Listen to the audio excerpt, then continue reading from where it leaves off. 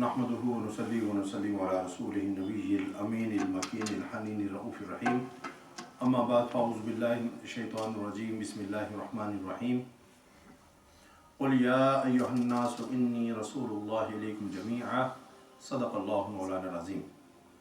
मोहतरम नाज़रीन व सामीन किराम, अस्सलामु अलैकुम व रहमतुल्लाहि व बरकातुहू। अल्लाह ताला के फ़ज़ल व करम, उसके एहसान, उसकी तौफ़ीक़ से आज हम जुम्मतुल मुबारक के इस बाबरकत दिन में अल्लाह के ज़िक्र के लिए जमा हैं। अल्लाह ताला हम सब की हाज़िरी को कबूल फ़रमाए और आज के दिन की बरक़ात से जुम्मतुल मुबारक सय्यदुल अय्याम हैं और अल्लाह ताला ने इसमें कबूलियत की घड़ियाँ रखी हुई हैं। अल्लाह ताला हमें उन सातों उन घड़ियों से मालामाल फ़रमाए और पिछले जुम्मतुल मुबारक के दिन से लेकर आज के दिन तक हमसे जो गलतियाँ कोताहियाँ हुई हों, अल्लाह ताला उन पर हमें माफ़ी अता फ़रमाए, आमीन।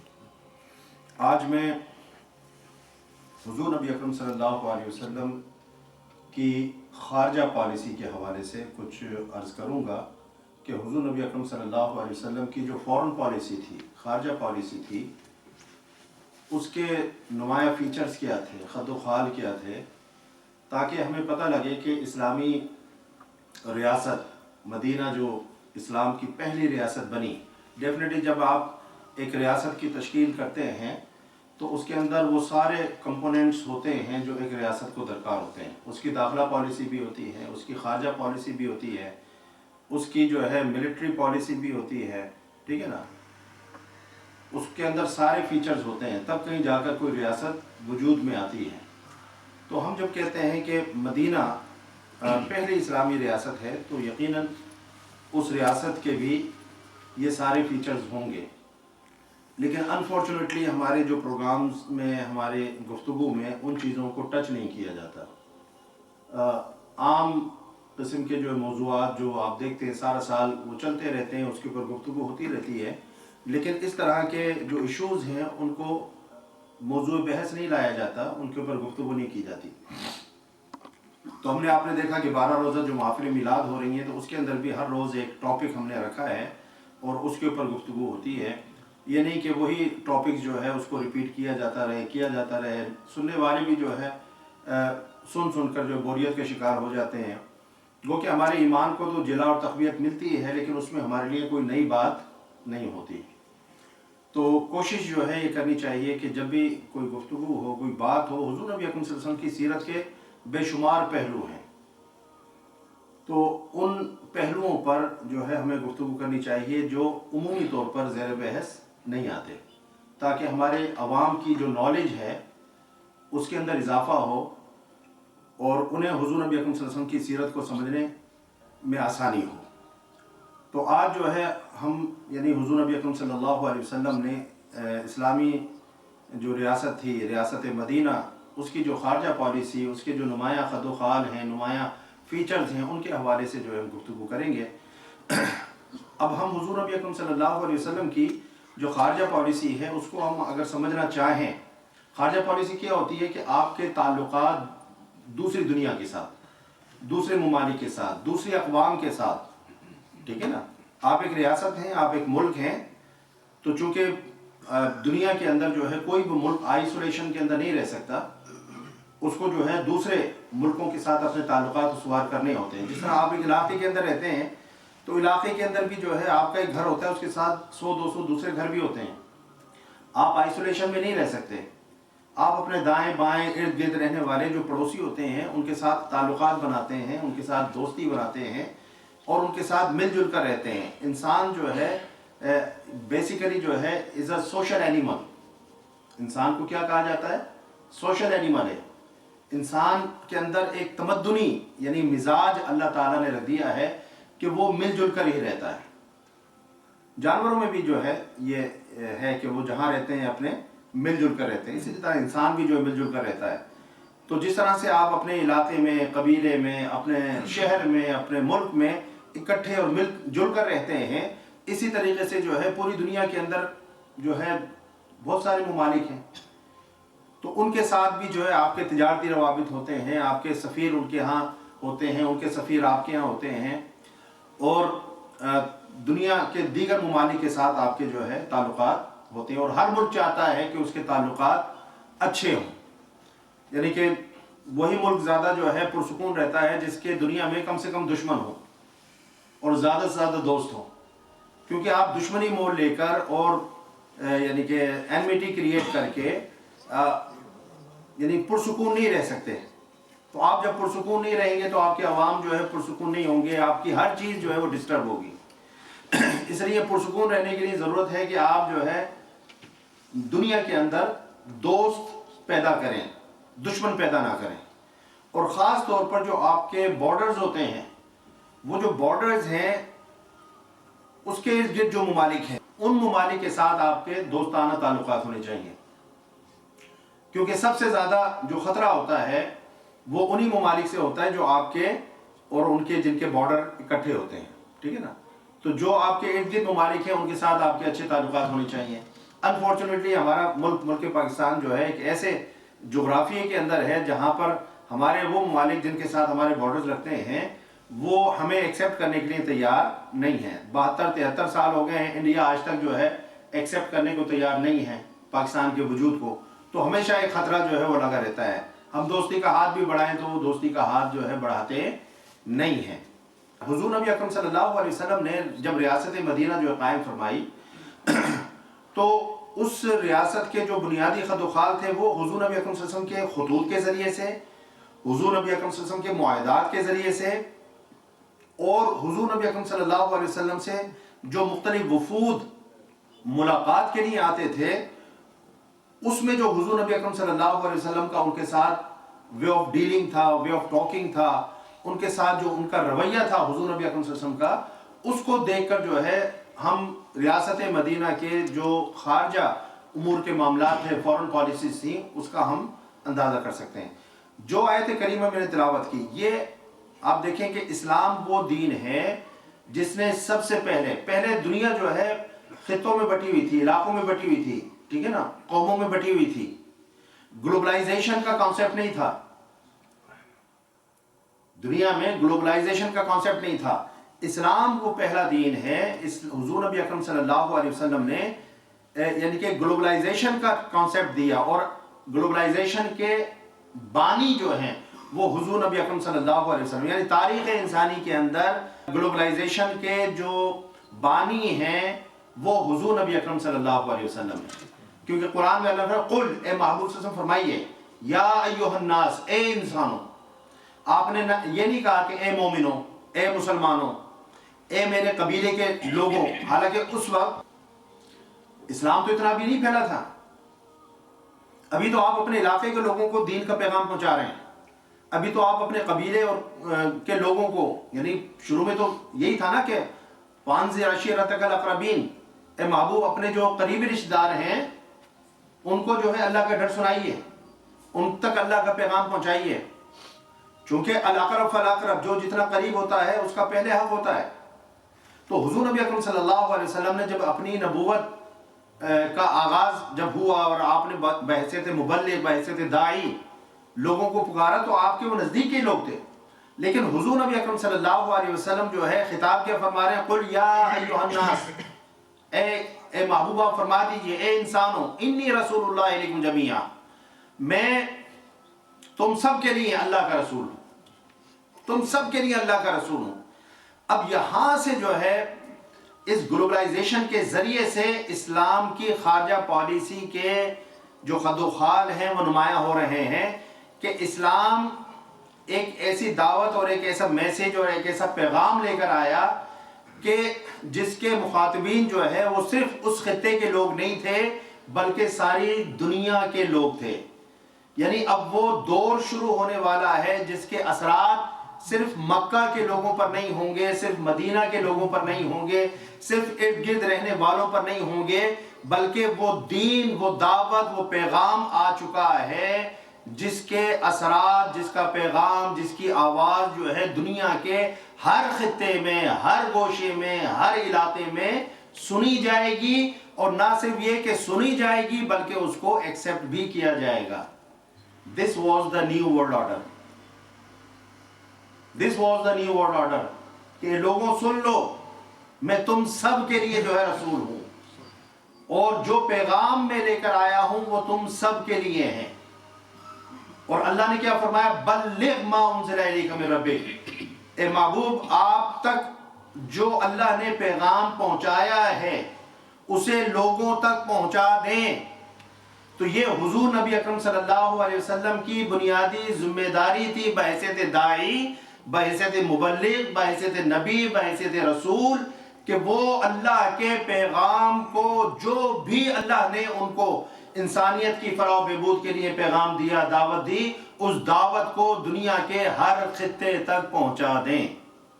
اب یہ خارجہ پالیسی میں نے بتا دیا. خارجہ پالیسی کیا ہوتی ہے؟ جس میں آپ اپنے علاقے سے باہر کے لوگوں کو ڈیل کر رہے ہوتے ہیں، آپ دوسرے ممالک کو ڈیل کر رہے ہوتے ہیں. آپ بات سمجھ رہے نا؟ تو آپ دیکھیں کہ حضور نبی اکرم صلی اللہ علیہ وسلم نے جتنے بھی خطوط لکھے بادشاہ نے، یعنی کہ ممالک کو، حضور نبی اکرم صلی اللہ علیہ وسلم نے، آپ نے قیصر کو بھی خط لکھا، آپ نے کسریٰ کو بھی خط لکھا، آپ نے جو ہے یمن کے بادشاہ کو خط لکھا، آپ نے شام کے بادشاہ کو خط لکھا، آپ نے بحرین کے بادشاہ کو خط لکھا. حضور نبی اکرم صلی اللہ علیہ وسلم نے خطوط لکھ کر اس دعوت کو بادشاہان وقت تک پہنچایا. اور اس میں مرکزی نقطہ کیا تھا؟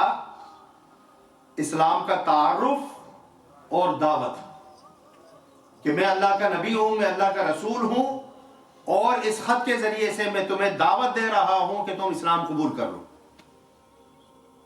کیونکہ اللہ نے فرمایا قرآن پاک، هو الذی ارسل رسولہ بالہدی، وہی ہے جس نے بھیجا رسول کو ہدایت کے ساتھ، ودین الحق، اور دین حق کے ساتھ، لیظہرہ علی الدین کلہ، تاکہ وہ اس نظام کو، اس دعوت کو ہر نظام کے اوپر جو ہے غالب کر دیں، فائق کر دیں. تو یہ حضور نبی اکرم صلی اللہ علیہ وسلم کا منصب نبوت تھا کہ جو پیغام، جو دعوت اللہ کی طرف سے آپ کو ملی تھی، آپ اس پیغام کو دنیا کے ہر نظام کے اوپر غالب کر دیں، فائق کر دیں. تو حضور نبی اکرم صلی اللہ علیہ وسلم نے جب خطوط لکھے شاہان وقت کو، تو اس کے اندر جو ہے اسلام کا تعارف پیش کیا، نجاشی کو بھی لکھا دی اور دعوت دی. اور یہی حضور نبی اکرم صلی اللہ علیہ وسلم کی عالمگیر نبوت اور عالمگیر رسالت کا تقاضا تھا کہ آپ اس طرح سے کرتے. اب اس کی بنیادی وجہ کیا ہے؟ کیوں حضور نبی اکرم صلی اللہ علیہ وسلم اس پیغام کو، جس کو آپ لے کر آئے تھے، اس پیغام کو اللہ اور اس کے رسول کیوں دنیا پر نافذ کرنا چاہتے تھے کہ یہ نظام نافذ ہو؟ کیونکہ دنیا میں جتنے نظام اس وقت چل رہے تھے وہ سارے مین میڈ تھے، انسان کے خود ساختہ تھے، انسان کے بنائے ہوئے تھے، جس میں انسان کے اوپر حکومت کرتا ہے، انسان کا خون چوستا ہے، انسان کا استحصال کرتا ہے، انسان کے اوپر ظلم کرتا ہے، انسان کو غلام بناتا ہے. یہی نظام تھا نا. انسان کی معیشت اور روزگار کے مواقع چھینتا ہے، کچھ لوگ بہت غریب رہ جاتے ہیں اور کچھ بہت امیر ہو جاتے ہیں. یہ نظام ہے انسان کا بنایا ہوا، جس میں جو بڑے طاقتور لوگ ہوتے ہیں وہ نظام کو بناتے ہوئے اپنی پروٹیکشن، اپنی ویلفیئر کا سوچتے ہیں. وہ نیچے جو لوگ ہوتے ہیں ان کو انسان نہیں سمجھتے، ان کو وہ حقیر سمجھتے ہیں، کمتر سمجھتے ہیں، ان کو غلام سمجھتے ہیں. اور نظام ایسا بناتے ہیں کہ جس طرح سے پانی ہوتا ہے نا، آپ اوپر سے چھوڑیں تو وہ ڈھال کی طرف ہی آئے گا. تو سارا جو سرمایہ ہے وہ لوٹ پلٹ کر انہی کی طرف آتا ہے. غریب کے پاس جو ہے کچھ نہیں بچتا، دو وقت کی جو روٹی ہے وہ بھی اس کے لیے مشکل ہو جاتی ہے، لیکن ان کی تجوریاں جو ہے وہ بڑھتی چلی جاتی ہیں. تو اللہ نے اور اس کے رسول صلی اللہ علیہ وسلم نے اس نظام کو کیوں تمام نظاموں کے اوپر نافذ کرنا چاہا؟ کیونکہ یہ نظام انسان کا بنایا ہوا نہیں تھا، یہ نظام اللہ کا دیا ہوا تھا. اور اللہ اپنی مخلوق سے محبت کرتا ہے، اور وہ جب محبت کرتا ہے تو وہ امیر ہو، غریب ہو، فقیر ہو، بادشاہ ہو، وہ ہر ایک سے محبت کرتا ہے. جو جتنا اس کے ساتھ لو لگاتا ہے اللہ اتنا ہی اس سے محبت کرتا ہے. اور اللہ نے ہر ایک کا رزق کا جو ہے ذمہ اپنے اوپر لیا ہوا ہے. تو اللہ کا جو نظام ہے وہ نظام ایسا ہے جو ہر ایک کی رسپانسبلٹی لیتا ہے، جو ہر ایک کی ریکوائرمنٹس کو پورا کرتا ہے، جس کے اندر ڈسکریمنیشن نہیں ہے. چونکہ نسل انسانی کی جو قیادت ہے اس کا حق صرف دین فطرت کو ہے، یعنی وہ دین جو اللہ کی طرف سے آیا ہوا ہو، اور دنیا کی اور انسانیت کی جو بھلائی ہے اسی دین کو، اسی ثقافت کو قبول کرنے میں ہے. تو جس طرح سے حدیث پاک میں بھی آیا کہ اسلام دین فطرت ہے، اسلام دین فطرت ہے، تو انسانیت کی بھلائی کس میں ہے؟ دین اسلام کو قبول کرنے میں، دین اسلام کی ثقافت کو قبول کرنے میں، دین اسلام کے کلچر کو اپنانے میں. اسلام نے خاندانی نظام کی بنیاد رکھی جس میں لوگ مل جل کر رہتے ہیں، جس میں لوگ ایک دوسرے کا خیال کرتے ہیں. چند یعنی کہ لوگ جو ہے آپس میں مل کر گھر اچھی طریقے سے چلاتے ہیں. مغربی جو دنیا ہے، ویسٹرن ورلڈ ہے، ان کی بنیاد فیملی سسٹم کو اور فیملی کلچر کو توڑنے میں ہے. دیکھیں دونوں سسٹم الگ ہے نا. ہم خاندانی نظام کی بات کر رہے ہیں، اسلام خاندانی نظام کی بات کر رہا ہے، اور یہ خاندانی نظام کو توڑ کر لوگوں کو وقف وقف کر کے الگ الگ کر کے خوش ہے. سنگل پیرنٹس کا کتنا رواج ہوتا جا رہا ہے یہاں پر ہے جناب. اب آپ دیکھیں یہ جو ہے یہ ایک عورت کے ساتھ اچھائی ہے، بھلائی ہے، یا اس کے ساتھ ظلم ہے؟ یعنی اس کو ایسا نظام دیا ہے جس کے اندر اس کو یہ بھی نہیں پتا کہ اس بچے کا جو باپ کون ہے، نمبر ایک. پھر وہ شخص کمینہ انسان اپنا کام کر کے بھاگ گیا. اب 9 مہینے جو ہے وہ عورت اس بچے کو پال رہی ہے، وہ اس کو جو پیدا کر رہی ہے، پیدا کرنے کے بعد جناب وہ اس کو جو ہے پال رہی ہے. اب باہر بھی وہ دیکھ رہی ہے، اندر بھی وہ دیکھ رہی ہے یا نہیں؟ باپ کا تو پتہ ہی نہیں ہے، اس عورت کو بھی نہیں پتا، وہ ڈرنک تھی، وہ پب میں تھی، اس کے ساتھ کیا ہو گیا. ہمارے پڑوس میں ایک بچی رہتی ہے، 2 بیٹیاں ہیں اس کی، اس کو نہیں معلوم ان بیٹیوں کا باپ کون ہے. آج وہ روتی ہے، گوری ہے. کہنے کا مقصد یہ ہے کہ اسلام کیا کہتا ہے؟ اسلام کہتا ہے کہ شادی کے بندھن میں بندھو، میاں بیوی کے تعلقات میں بندھو، اس سے اولاد کا حصول ہو، بچوں کی پرورش ماں باپ دونوں مل کر کریں. باپ باہر سے جو کما کر لائے، ماں گھر کا نظام چلائے، بچے کی تربیت کرے، اس طریقے سے مل جل کر بچے کی جو ہے پرورش ہو. یہ اسلام کا نظام ہے. اور ویسٹرن کلچر کیا نظام دے رہا ہے؟ بھاگ جاؤ، 18 سال کے ہو گئے ہو، گھر چھوڑ دو، خود مختار ہو گئے ہو، اپنی دنیا خود آباد کرو، ادھر منہ مارو ادھر منہ مارو، اس کی عزت لوٹو اس کی عزت لوٹو.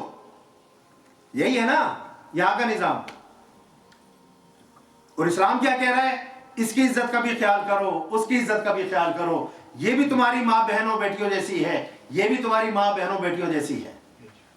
حضور نے فرمایا کہ اپنے ماں باپ کو گالی مت دو. صحابہ کرام نے پوچھے یا رسول اللہ اپنے ماں باپ کو گالی کون دیتا ہے؟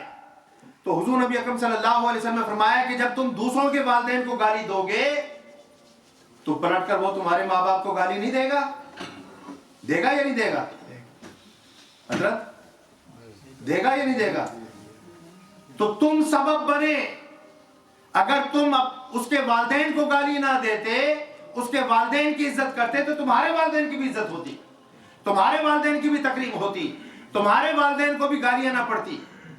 اللہ قرآن میں کہہ رہا ہے کہ ان کے بتوں کو گالی مت بکو، یہ جھوٹے ہیں، ہل نہیں سکتے، اپنے ناک سے مکھی نہیں اڑا سکتے، تمہاری کوئی حاجت روائی نہیں کر سکتے. وَلَا تَسُبُّوا الَّذِينَ يَدْعُونَ مِن دُونِ اللَّهِ عَدْوًا بِغَيْرِ عِلْمٍ. اللہ فرماتا ہے کہ ان کے جھوٹے خداؤں کو گالی مت بکو. گالی دے کر ملے گا کیا؟ ان کو کوئی گالی لگ رہی ہے؟ یہ تو پتھر ہیں، اسٹیچو ہیں، یہ نہ سن رہے ہیں، نہ یہ دیکھ رہے ہیں، نہ یہ بول رہے ہیں. تمہاری گالی کا ان پر تو کوئی اثر نہیں ہوگا، لیکن پلٹ کر یہ جو آئیڈولیٹرز ہیں، بت پرست ہیں، جب تمہارے سچے خدا کو گالی دیں گے تو اس کو تو پہنچے گی نا، اس کو تو لگے گی. تو تمہاری نادانی نے تمہارے سچے خدا کو گالیاں پڑوا دی. تو ایسی محبت مت دکھاؤ اپنے خدا کے ساتھ کہ ان کے بتوں کو گالیاں بکو. نہیں، تمہیں کیا ہے، ضرورت نہیں ہے ہمیں ان کے بتوں کو گالیاں نکالنے کی. ہمیں صرف اپنے رب کے سامنے اپنی جبی کو جھکانا ہے، اپنے سر کو جھکانا ہے. ہمیں اپنے رب کی حمد و ثنا کرنی ہے. اور اگر کسی کو سمجھانا ہے تو دلیل کے ذریعے سے سمجھاؤ. گالی دلیل نہیں ہے. کوئی بت پرست ہوگا، آپ اس کے بتوں کو گالیاں بکیں گے تو کیا وہ آپ سے متاثر ہوگا؟ کیا وہ بت پرستی چھوڑ دے گا؟ اس کا ایک عقیدہ بنا ہوا ہے کہ بت ہمارے خدا ہیں یا خدا کے مظاہر ہیں. اس کا ان کے ساتھ ایک عقیدہ ہے، جڑا ہوا ہے. اگر ہم ان کے خداؤں کو گالی بکیں گے تو وہ ہمارے خدا کو جو ہے گالی نکالیں گے. ہم یہی کرتے ہیں نا، اکثر ایسا ہی ہوتا ہے. تو اللہ تعالیٰ نے فرمایا کہ نہیں، انسانیت کی فلاح و بہبود کیا ہے کہ اس دین کو قبول کیا جائے جو دین فطرت ہے. اللہ نے فرمایا، حضور نبی اکرم صلی اللہ علیہ وسلم نے حدیث میں فرمایا کہ جتنے بھی کل مولود یولد علی الاسلام علی الفطرہ، کہ جتنے بھی بچے پیدا ہوتے ہیں وہ دین فطرت پر پیدا ہوتے ہیں، دین اسلام پر پیدا ہوتے ہیں. پھر یہ والدین ہیں، جو یہودی ہوگا اس کا بچہ یہودی ہو جائے گا، جو نصرانی ہوگا اس کا بچہ نصرانی ہو جائے گا، جو مجوسی ہوگا اس کا بچہ مجوسی ہو جائے گا. لیکن بنیادی طور پر اللہ تعالیٰ نے ہر بچے کو دین اسلام کے اوپر پیدا فرمایا.